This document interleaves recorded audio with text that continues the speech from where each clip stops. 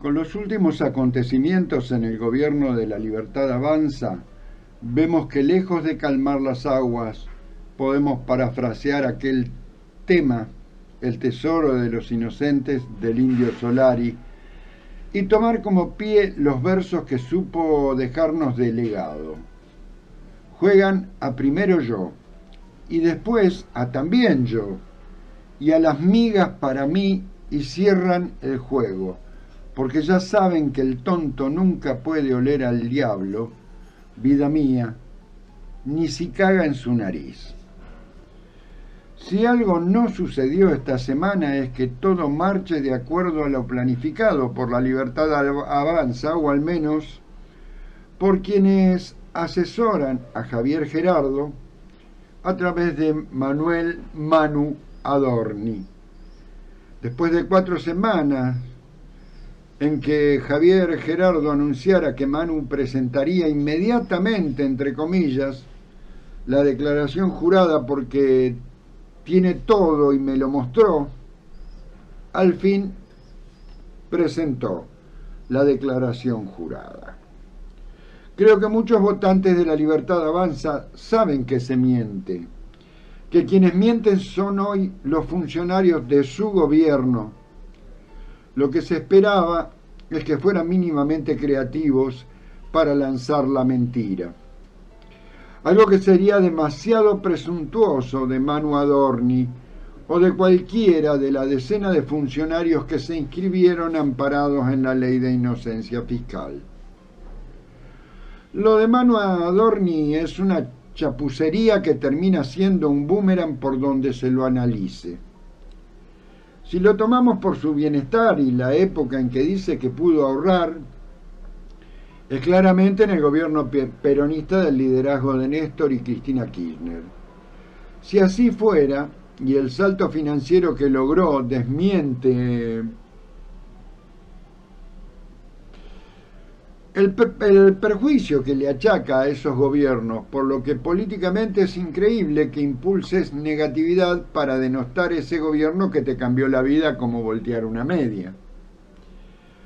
Por otra parte, según expertos consultados que actúan en criptomoneda, desmienten los valores que declaró de acuerdo con las fechas expuestas por Manu, ya que si hubiera invertido esos $200.000 y hubiese dejado, entre comillas, olvidada esa inversión, sería una ganancia de entre 8 y 460 millones de dólares a la fecha. Aunque pueda ser anónima la billetera virtual en la que se implica la negociación, eso no prueba que le pertenezca a Manu, descontando que cometió el delito de evasión fiscal. Y si hubiese vendido las cripto en algún lugar, debió figurar una mínima operación bancaria de divisas extranjeras, tanto para Manu como para su esposa. Como tituló algún medio digital, no le cerraba el blanco antes y ahora tampoco el negro, por lo cual debería automáticamente dejar de ser funcionario público. Sin ir más lejos, Manu no era un dandy que se vistiera en Armani.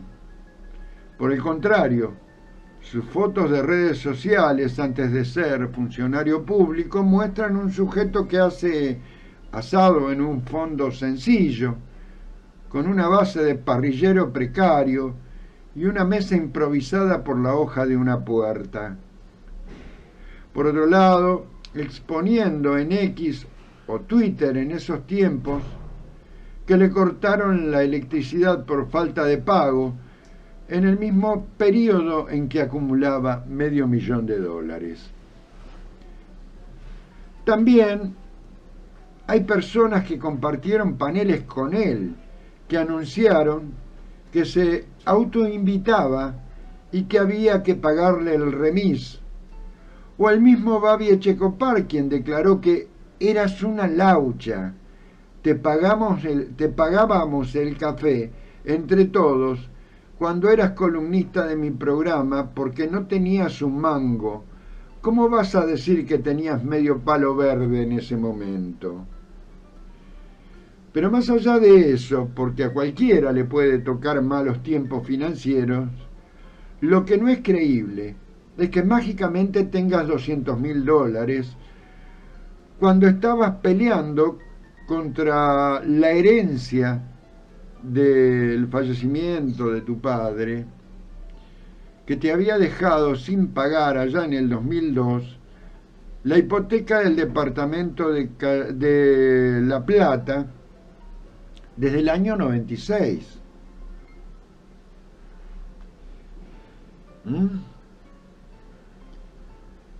Lo segundo en exponer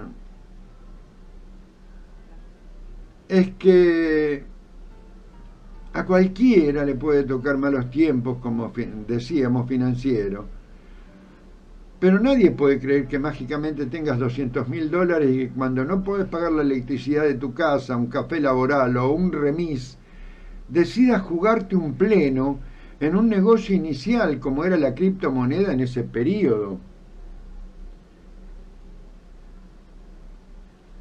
Deberíamos exponer analíticamente y que al menos consolida en un 90% no solo la mentira, sino la consolidación del saqueo que están realizando al presente y futuro de los argentinos y argentinas. Eso es la adhesión de Manuel Adorni, Bettina Angeletti, su esposa, Federico Sturzenegger, José Luis Espert, Joaquín Venegas Lynch, pero sobre todo Andrés Vázquez, a la ley de inocencia fiscal. Para quienes no sepan quién es Andrés Vázquez, es el director del ARCA, que es el organismo que debe controlar que los ciudadanos y las empresas, así como los funcionarios públicos, paguen impuestos y que si no lo hacen, si evaden, sean sancionados. Bueno, el director de ese organismo se acoge a la inocencia fiscal que permite no justificar o explicar la declaración de bienes, que son muchos los departamentos que tienen Miami, o capitales, y no puede ser multado por no haberlo declarado ni pagado impuesto por esas adquisiciones. Pero no se detiene ahí la cosa. Hay varias decenas de funcionarios del gobierno de la Libertad Avanza que se acogieron al régimen de inocencia fiscal, inclusive aquellos que entre comillas volaban bajo el radar, como por ejemplo Juan Pedro Aleart, que uno se pregunta por qué el Nobel concejal debería evitar explicar algo como fondos no declarados o propiedades inmobiliarias, cuando lleva apenas un año y medio de gestión pública. Es difícil de explicar y a la vez se emparenta con Espert. José Luis Espert, aquel posible candidato a diputado nacional por la Libertad Avanza, que se sospecha por ser financiado con fondos del narcotráfico. Sin duda que el botín de los inocentes fiscales se focaliza en los fondos públicos alimentados por los impuestos que pagan los argentinos y argentinas que trabajan o producen, o los fondos ocultos de difícil explicación como las bolsas de residuos donde Karina presuntamente guardaba los dólares que coimeaba para que se reúnan empresarios con el presidente, o las coimas de Andis, o las del PAMI, porque al eliminar impuestos a los concentradores de la renta o la riqueza que produce el pueblo trabajador nacional y la entrega del patrimonio nacional para negocios inmobiliarios privados, como la venta de las tierras en manos extranjeras, enojan y mucho. Tanto que la imagen negativa del gobierno crece rápidamente y el tablero que la semana pasada pateaba Patricia Bullrich que festeja sus 70 años, pero que no ceja en evaluar sus posibilidades de reemplazar a Javier Gerardo en la Rosada rumbo al 2027, renuevan en la esperanza de esa supuesta derecha que va a las urnas. El día de ayer no hubo un solo periodista que sostuviera una mínima defensa ni del Grupo Clarín, ni de La Nación Más, ni de Página 12, obvio.